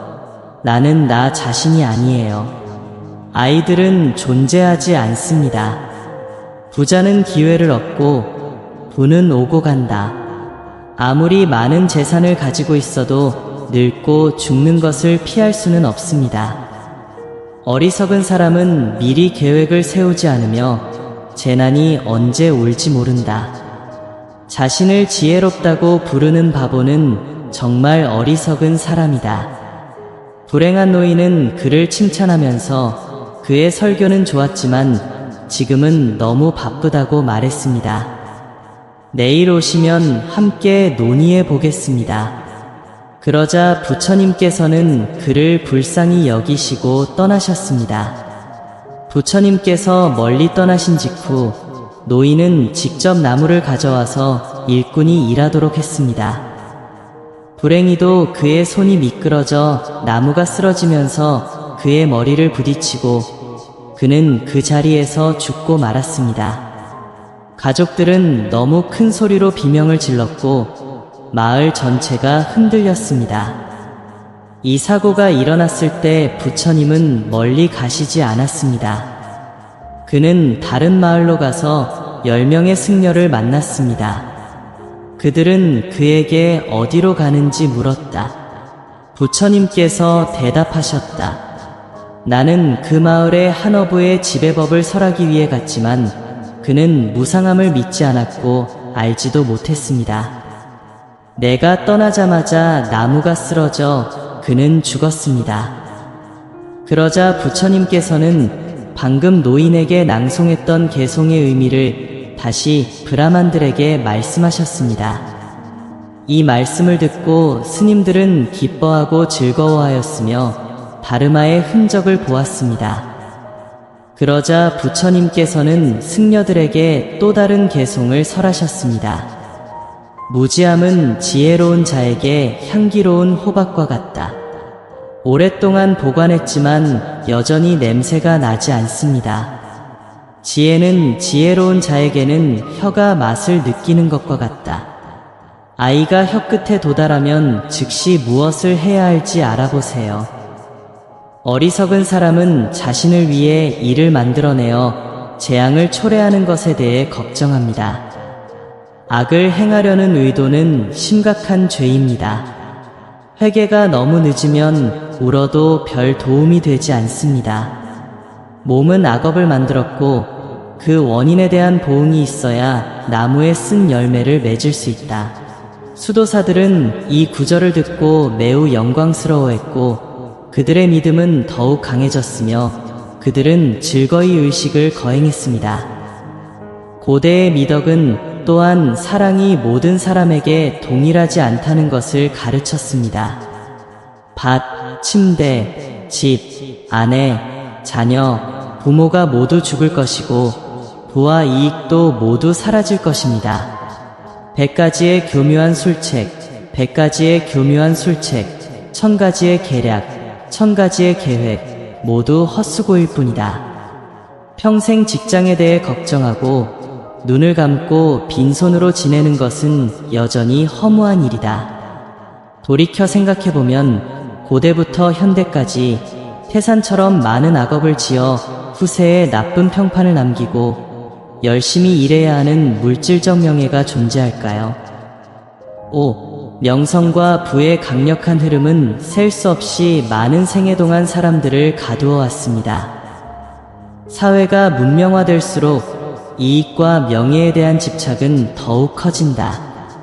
그러므로 귀족이든 평민이든 행복하고 편안한 사람은 없습니다. 명예와 부에 얽매이지 않으려고 우리는 그것에 대한 탐욕을 가지게 됩니다. 부처님께서는 해탈의 길을 옹호하시며 중생들에게 탐욕을 줄이고 탐욕, 인색함을 없애기 위해 구호품을 베푸는 법을 알라고 조언하셨습니다. 부처님 당시의 자선의 축복에 대해 말씀드리겠습니다. 어느 날 삼보에 공양을 올린 후 수마나라는 여인이 부처님께 절을 하러 가서 이렇게 여쭈었습니다. 세존이시여, 제가 공양과 보시를 올린 결과는 무엇입니까? 부처님, 부디 저에게 가르침을 주시기를 바랍니다. 부처님께서는 수마나에게 이렇게 말씀하셨습니다. 만약 당신이 제물을 바치기 전, 제물을 바치는 동안, 그리고 제물을 바칠 때까지 즐거운 마음을 갖는다면 그 공덕은 참으로 헤아릴 수 없고 끝이 없습니다. 이제 몸과 마음이 평화로워졌습니다. 현명한 칭찬입니다. 이것을 죽은 친척에게 바치면 살아있는 사람과 죽은 사람 모두 이익을 보게 됩니다. 만약 누군가가 그 공덕을 써서 보리의 열매를 구한다면 죽은 뒤에 고귀한 가문에 태어나게 될 것입니다. 그 승려는 모든 공양을 받고 곧 깨달음을 얻었습니다. 부처님께서는 아함경에서 누군가가 부처님의 가르침대로 자주포시와 제물을 드리면 그 사람의 공덕은 걷거나 서 있거나 누워 있거나 앉아 있거나에 관계없이 끊임없이 생겨나 결코 끝나지 않을 것이라고 가르치셨습니다. 마치 천상의 궁전이 이미 자신을 위해 지어졌는데 아직 수도원을 짓지 못한 외로운 승려의 이야기와 같습니다. 그뿐만 아니라 모든 재난을 극복합니다. 고대의 부처님은 정글에서 고행을 실천하셨습니다. 악마는 온갖 방법으로 그를 괴롭히려 했지만 결코 그의 마음을 바꿀 수 없었습니다. 마왕이 부처님께 물었습니다. 왜 궁궐에 머물러 쾌락을 즐기지 않으십니까? 왜 이렇게 위험에 처해 고통을 겪으시는 겁니까? 뱀, 호랑이, 표범, 귀신, 악귀가 무섭지 않으십니까? 부처님은 차분하게 두려워할 것이 아무것도 없다고 말씀하셨습니다. 악마가 물었습니다. 무엇을 보호수단으로 사용하느냐? 부처님께서 대답하셨다. 우리를 보호하는 것은 덕입니다. 하지만 그것은 당신의 마음을 뒤흔들지 못하고 곧 사라져 버리는 것 같습니다. 부처님께서는 타고난 축복과 맑은 마음, 밝은 지성을 갖춘 사람은 무슨 말을 하든 무슨 행동을 하든 좋은 결과를 얻을 것이라고 말씀하셨습니다. 축복이 없는 사람들은 혼란스러워하고 아무도 그들의 말을 들어주지 않으며 그들이 하는 모든 일이 실패하고 그들이 바라는 것을 하나도 이룰 수 없으며 종종 선물에 돈을 낭비합니다. 우리 조부모님들은 종종 덕이 있으면 먹을 힘도 없다고 말씀하셨습니다. 그러므로 우리는 미래를 위해 덕을 쌓으려고 노력해야 합니다. 그렇지 않으면 모든 축복을 누리는 것은 위험합니다. 보시와 재물을 풍성하게 하려면 베풀매 바라미를 실천해야 합니다. 즉, 자신을 베푸는 존재로 베푸는 대상을 수혜자를 베푸는 존재로 여기지 않는 것입니다. 우리가 구호품과 재물에 집착하면 그것이 우리를 만족시키지 못할 때 쉽게 화가 나고 화를 내기 쉽습니다. 거기서부터 파괴가 태어나고 자신의 모든 축복이 파괴됩니다. 한데 부인이 승려들에게 공양을 올렸지만 따뜻한 환대를 받지 못하자 사악한 마음을 품어 개고기를 섞어 과자를 만들어 승려들이 먹게 했고 결국 아기의 세계에 떨어지게 된 이야기와 같습니다. 그러므로 자비심으로 구호품을 베푸는 것은 아무런 보답도 바라지 않고 중생에게 행복을 가져다 주는 것입니다. 그 마음은 우주만큼 광대하여 측정할 수 없습니다. 우리가 계산하고 측정한다면 우리가 받는 축복은 제한될 것이고 우리가 조심하지 않는다면 우리는 죄를 짓고 모든 축복을 잃게 될 것입니다. 가난한 사람이 너무 많으니 카르마를 바꾸기 위해 구호품을 베푸는 것이 좋습니다. 그들은 당신은 너무 가난하신데 무슨 나무를 주실 수 있나요? 라고 대답했습니다. 나는 말했다. 당신들은 매우 가난합니다. 음식을 구걸할 담요 한 장밖에 없으면서도 그것을 감히 승려에게 주어 수도원으로 가져오게 한 늙은 부부와 같습니다. 부처님께서는 비파시에게 그것을 가져오라고 말씀하셨습니다. 부처님께서는 담요를 들어 올리시며 오늘의 공양의식에서 이 담요를 공양하는 사람이 가장 큰 복을 받을 것이라고 선언하셨습니다. 회중의 모든 사람들이 놀라서 부처님께 그 이유를 물었습니다. 부처님께서는 비록 사물이 가볍더라도 진실한 마음이 있는 곳에 심어진다고 말씀하셨습니다. 그러자 부처님께서는 늙은 여자와 그녀의 남편의 비참한 상황을 떠올리셨습니다. 이 소식을 들은 사람들은 모두 감동하여 돈을 가져와서 도왔습니다. 그 성근 덕분에 그는 91세 동안 명문가에 태어나 석가모니 부처님을 만나고 집을 떠나 수행하여 깨달음을 얻었습니다. 두 번째는 굶어 죽을 운명이었지만 6년 동안 자신의 몸을 이용해 반케강을 건너 사람들을 실어나른 쿠트룽 시안 씨의 이야기입니다. 좋은 소식이 왕에게 전해지자 왕은 즉시 사람을 보내 그를 데려오게 하고 그를 국민교사로 임명했습니다. 그러므로 세상은 색을 쓰고 부처는 마음을 쓴다. 별로 멍청하지도 않고 조금도 멍청하지도 않아. 그래서 이런 말이 있습니다. 전생에 보시를 하지 않았다면 가난했을 것이다. 이제 고통이 당신을 따라다닌다. 재물이 많을수록 더욱 비참해진다. 자신의 운명을 생각하면 지갑이 텅 비게 될 것이다. 보답을 바라지 않고 남을 돕는 것이 낫다. 자애로운 마음으로 베푸는 보시는 당신을 더 높은 지위로 인도할 것이다. 부처님께서는 모든 보시 가운데 다르마의 보시가 불멸의 보시라고 가르치셨습니다. 그 축복은 모든 축복 가운데 가장 고귀한 축복입니다. 부처님께서 가르치신 대로 가르침을 공부하면 우리는 어떻게 수행해야 하는지 알게 되고 그것을 다른 사람에게 전수하여 함께 수행하게 되며 그렇게 되면 생사의 굴레에서 벗어날 수 있게 됩니다. 그래서 그는 마음과 몸의 평화를 원하는 모든 중생은 다르마를 공부해야 한다고 말했습니다. 다르마에는 번뇌와 오염을 없애고 사랑과 연대를 유지하는 힘이 있어 이를 통해 자신과 모든 사람에게 축복과 이익을 가져다 주기 때문입니다. 하지만 명예와 이익의 세계를 끊임없이 드나드는 열정을 가진 사람이라면 경전의 몇 문장을 읽고 나면 지루함을 느끼고 포기하게 될 것이라고 생각하는 사람은 거의 없습니다. 평생 한 번도 단어를 본 적이 없는 사람도 있습니다. 부처님의 가르침을 무시했기 때문에 가정과 사회에서 많은 비극적이고 가슴 아픈 장면이 발생합니다. 도덕성이 부족하면 소문이 퍼질 수 있습니다. 이런 재앙을 피하기 위해서는 경전과 법을 듣고 주변 사람들에게 전수하여 그들이 어떻게 수행해야 하고 부정적인 업을 해소해야 하는지 알려줘야 합니다. 그 공덕 덕분에 나의 업보도 가벼워졌습니다. 그러니 저는 여러분께 성경이나 테이프가 있다면 다른 사람들도 듣게 하라고 조언하고 싶습니다. 너무 오랫동안 방치하면 망가져서 복을 내리지 못하고 다음 생에서는 무지의 결과를 겪게 될 것입니다.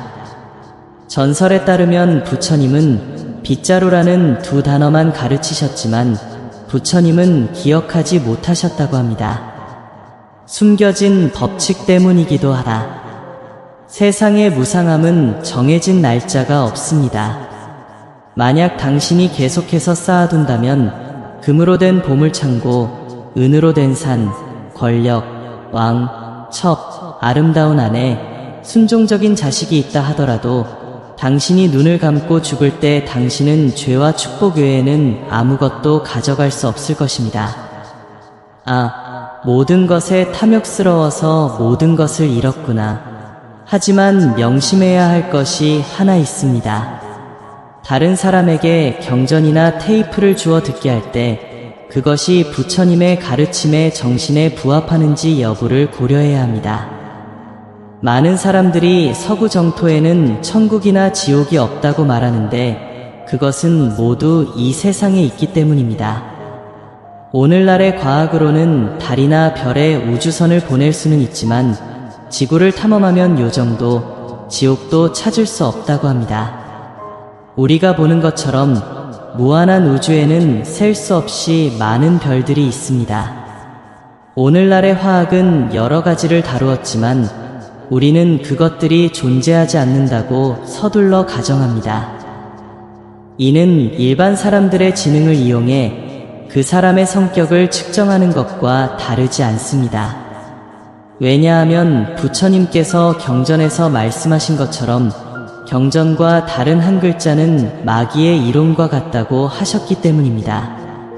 즉, 부처님께서는 서방 정토천국과 서방 정토지옥이 많다고 말씀하셨는데 그들은 없다고 생각하므로 그들은 귀신이라는 뜻입니다.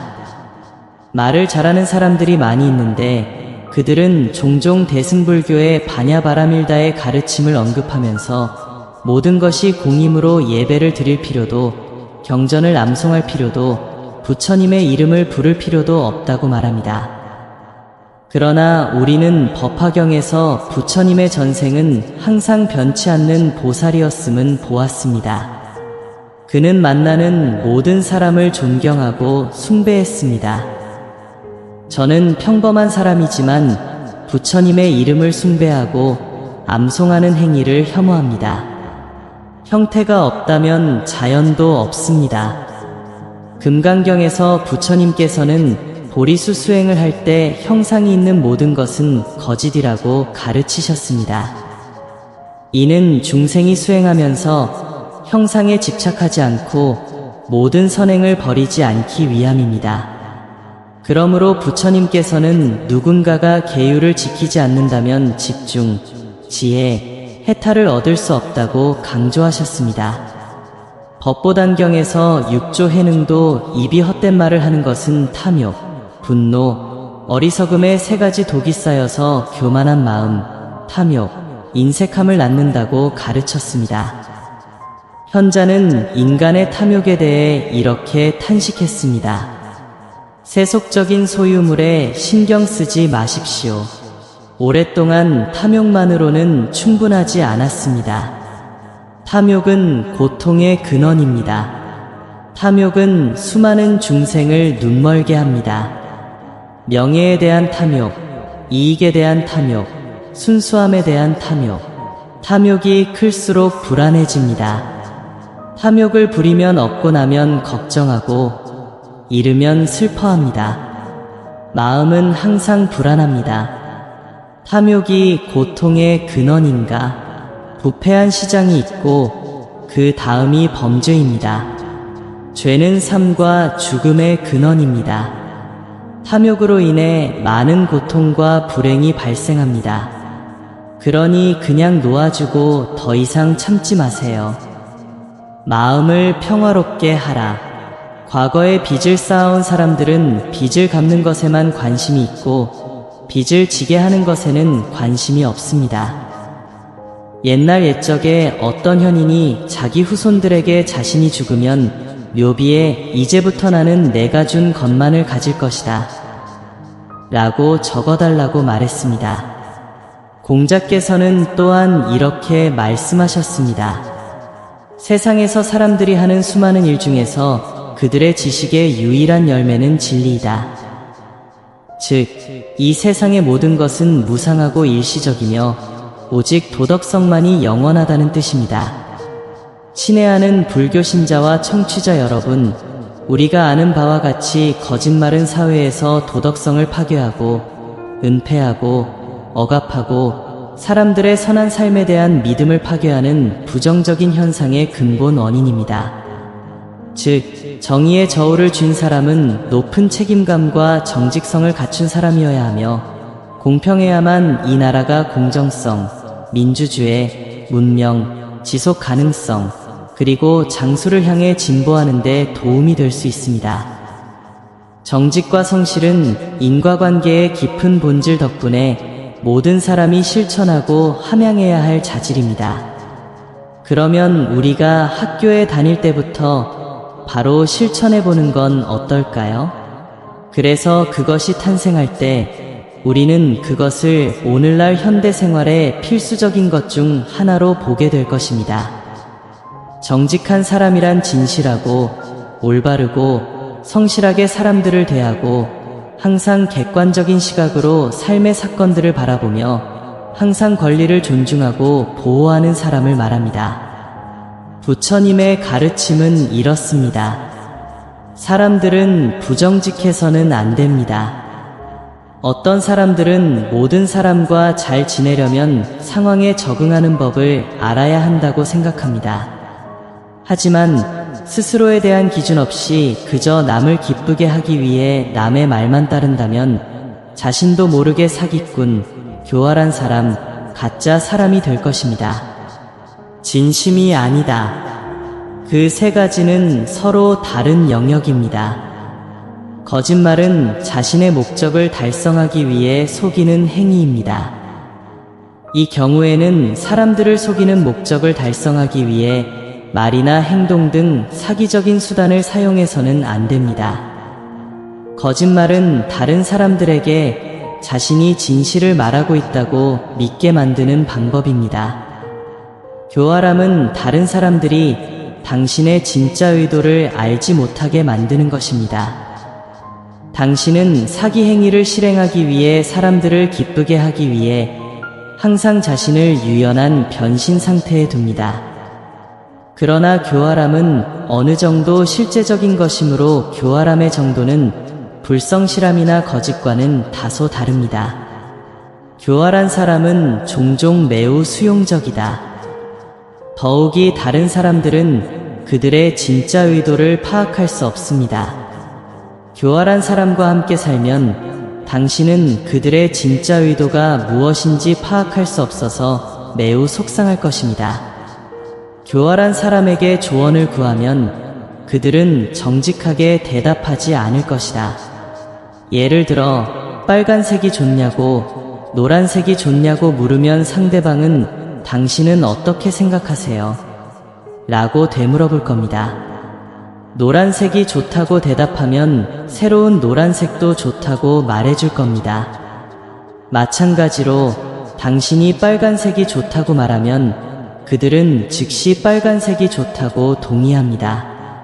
그래서 교활한 사람들은 종종 당신이 의견을 말하게 두지만 동시에 그들은 당신의 생각을 추측한 다음 당신에게 동의하기도 합니다.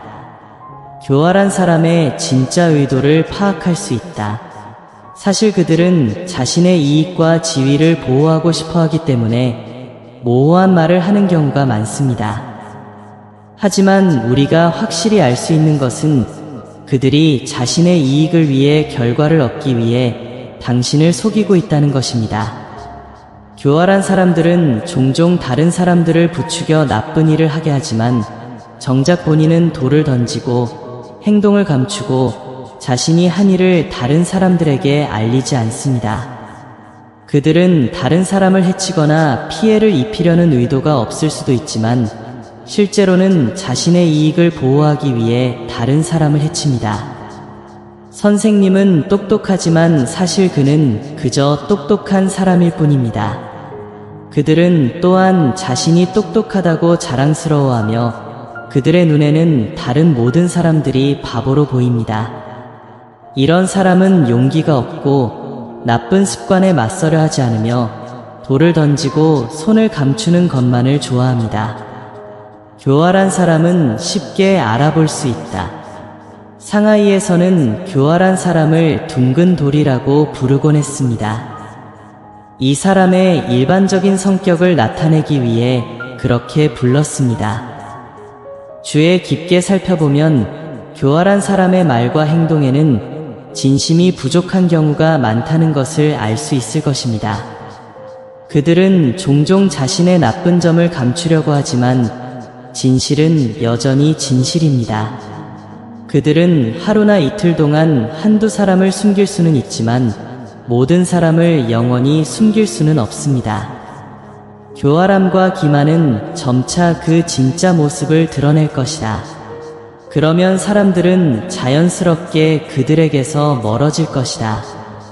교활한 사람은 신뢰할 수 없고 모두가 그에게서 멀어지기를 원한다. 당신이 그들을 신뢰할 수 없다고 생각하게 되면 자연스럽게 좋은 일이 그들에게 오지 않을 것입니다. 결국 그들은 홀로 남겨졌고 아무도 그들에게 다가가려 하지 않았습니다. 지혜로운 사람들은 사냥꾼을 피하기 위해 세계의 동굴에 산다고 종종 전해진다. 하지만 현명한 토끼는 종종 탈출구가 3개 있는 굴에서 산다. 이 구멍이 흔들리면 다른 구멍으로 빠져나갈 것입니다. 마찬가지로 교활한 사람들은 자신의 이익을 보호하기 위해 종종 대안을 준비합니다. 예를 들어 집이 3채 있다고 가정해 보겠습니다. 사람들에게 새 집 어디에서든 당신을 찾을 수 있다고 말하더라도 사람들은 여전히 새 집 모두에서 당신을 찾을 수 없습니다. 다른 사람들이 당신을 한번 찾아왔지만 찾지 못했다면 자연스럽게 다시 당신을 찾을 필요도 없을 것입니다. 어떻게 자신을 보호하나요? 당신을 해치려는 사람들이 당신을 찾을 수 없을 뿐만 아니라 당신을 돕고자 하는 사람들도 당신을 찾을 수 없고 당신 자신도 찾을 수 없습니다. 그러니 교활함은 좋은 특성이 아니죠. 대부분의 사람들은 교활함이 자신에게 아무런 이익이 없다는 것을 분명히 알고 있기 때문에 진지합니다. 교활함에 익숙해지면 자연스럽게 당신의 성격이 될 것입니다. 그러면 다른 사람들이 쉽게 알아챌 수 있을 겁니다.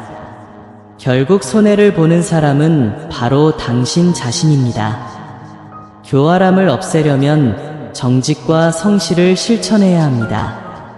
당신은 진실을 말하는 법, 침착함을 유지하는 법, 충동적이지 않는 법을 배워야 합니다. 이렇게 할 수 있다면 교활함을 제거할 수 있을 것입니다. 물론 교활함이 성격의 습관이 되면 이러한 성격적 특성을 포기하려면 시간과 강한 결의가 필요합니다. 두 얼굴의 사람을 떠나세요.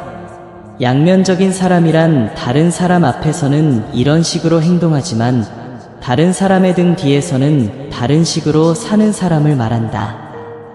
예를 들어 누군가를 만날 때는 악수를 하고 인사를 하지만 뒤에서는 비난하고 모욕하는 경우가 많습니다. 그는 양면적인 사람입니다. 그들은 다른 사람들을 속인다. 양면적인 사람의 거짓된 감정을 알아차리는 것은 종종 어렵다. 우리는 그들의 존경심과 예의를 모릅니다. 그것은 단지 겉으로 드러난 거짓말일 뿐입니다. 하지만 상대방이 너무 예의 바르다고 느껴진다면 스스로에게 질문해 보세요. 양면적인 사람들은 자신에게 이익이 되는 한 무엇이든 말할 수 있기 때문이다. 자신의 외모를 의도적으로 아름답게 꾸미는 사람은 반드시 목적이 있을 것이다. 사실 정상적인 예의범절 수준을 넘어서는 모든 행동이나 말은 거짓입니다. 사실 여러분은 주의를 기울이고 관찰하여 점차 진실과 거짓을 알아가야 합니다. 낯선 사람이 우리를 칭찬할 이유가 없습니다. 다른 목적이 있는 경우가 아니면요. 그들이 오랫동안 서로를 알고 지냈다면 그들은 여전히 그럴 것이다. 이는 그들이 진실하거나 거짓말을 하는 것이 그들의 본성이 되었다는 것을 증명합니다. 저는 한때 만나는 사람마다 심지어 어린아이들까지도 매우 정중하게 부르는 버릇이 있는 사람을 만났습니다.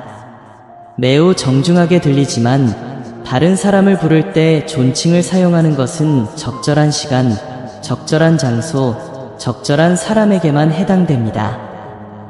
그렇지 않으면 다른 사람들이 거짓말에 불편함을 느낄 것입니다. 만약 그것이 단지 습관일 뿐이고 악이나 의도가 없다면 그것은 잘못이 아닙니다. 하지만 우리는 이런 습관을 피할 필요는 없습니다. 논어에 보면 말이 너무 많고 화장이 너무 화려한 사람은 인내심이 부족하다는 뜻이라고 했습니다.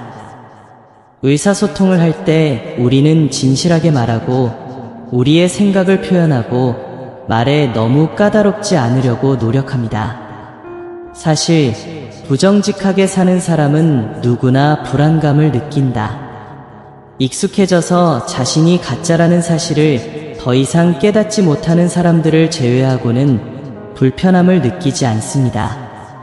하지만 여전히 어떤 사람들은 자신의 말에서 진심이 부족하다고 느낀다.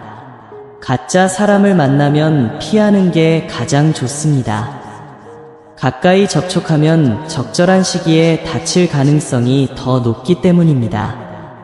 그들에게 정중하게 말해서는 안 되고 연극처럼 행동해야 한다는 것을 상기시켜 주세요.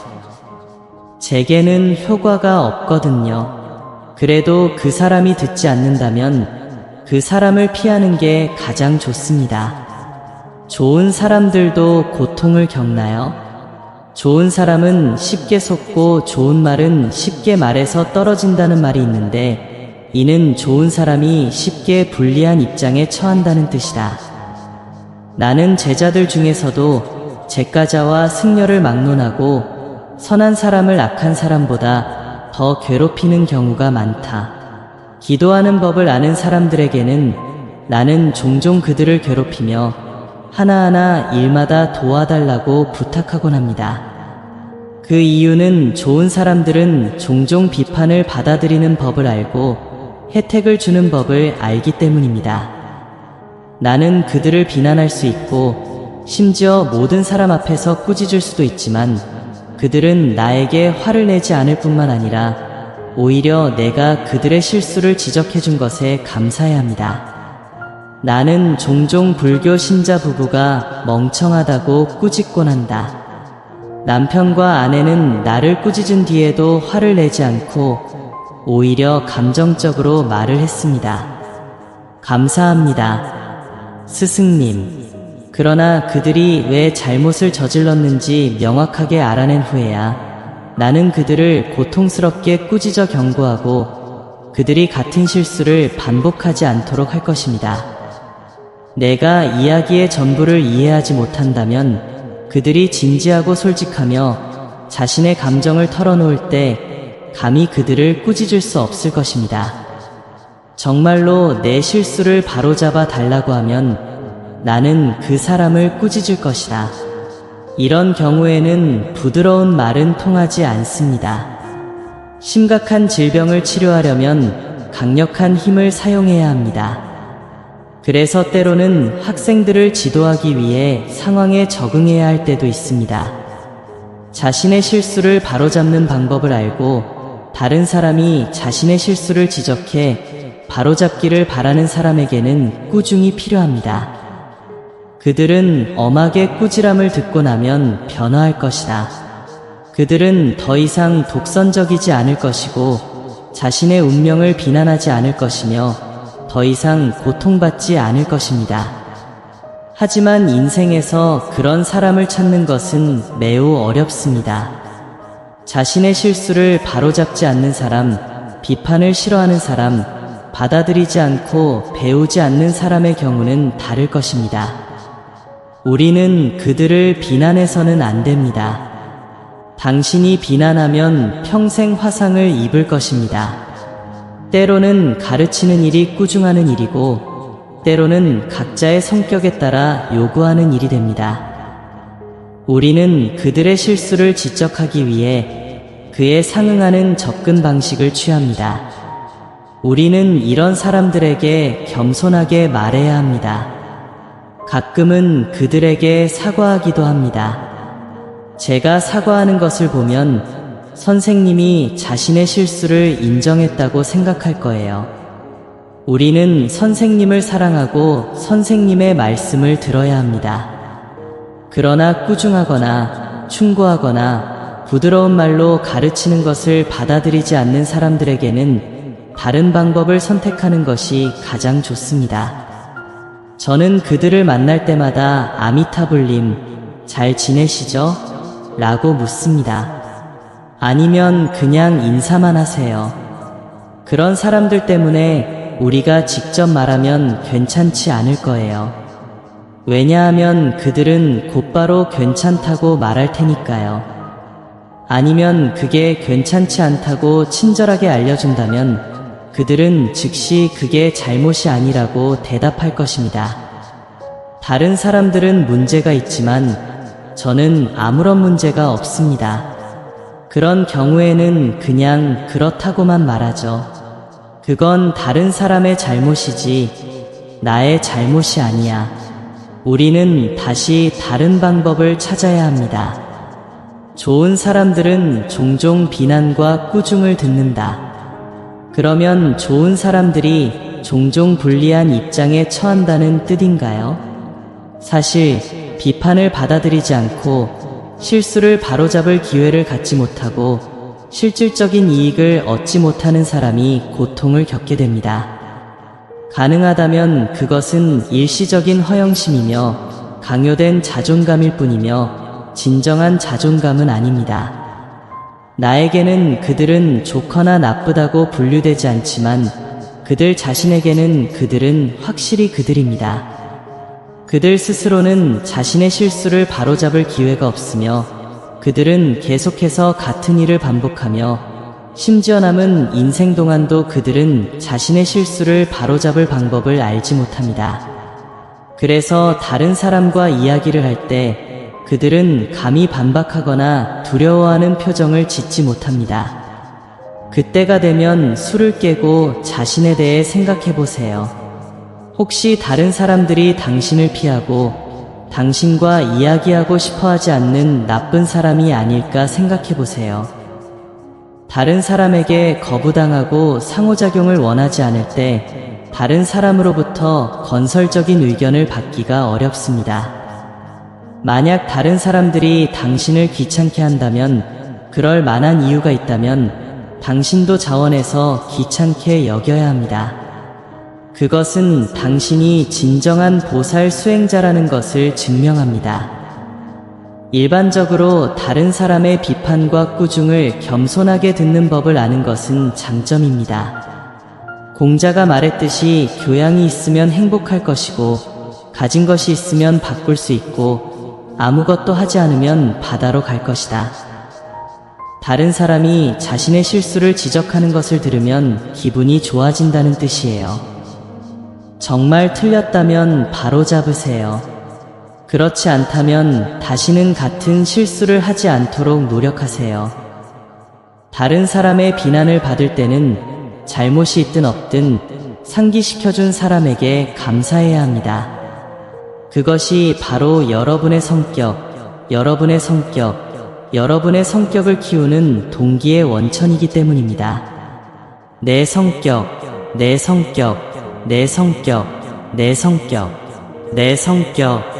오늘은 여기서 멈추세요. 부처님의 가르침의 다음 부분을 듣기 위해 채널을 구독하세요. 평화롭고 행복한 하루 보내시길 바랍니다.